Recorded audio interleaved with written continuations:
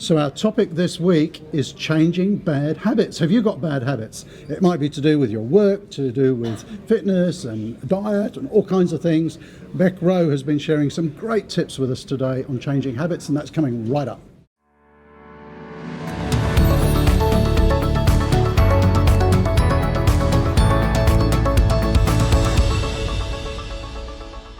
So Beck, you've just been giving a great talk on changing habits, and it's not just about health and well-being, but mental health and so on.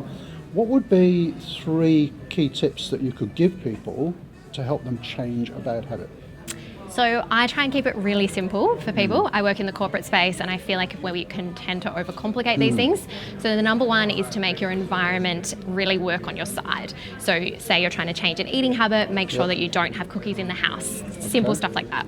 Number 2 is to try and stack your habits. So I'm really big on this. This is something from James Clear, and the idea is that if you've got habits that are pre-existing, like you brush your teeth every day, you want to add in a new habit, like you want to make sure you always do your physio exercises, then every time you do your brushing of your teeth, immediately after you do your physio exercises. I love that one, stacking habits works really well. I've found it works really well for me.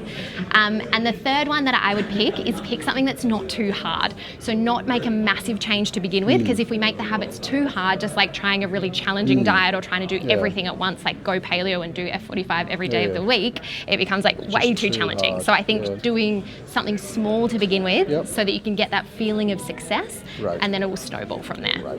And someone at the end of the session had a really good question. Is how long do you think it takes to change a habit? And we've all heard this thing, it takes 21 days to change a habit. It's not quite true though, is it? No. So essentially there was this really old school study that told us that it was 21 days. It's not really that simple, because obviously all of our brains are slightly different. It depends on how ingrained the habit is. It depends on what the habit is itself and how long we've been dealing with it.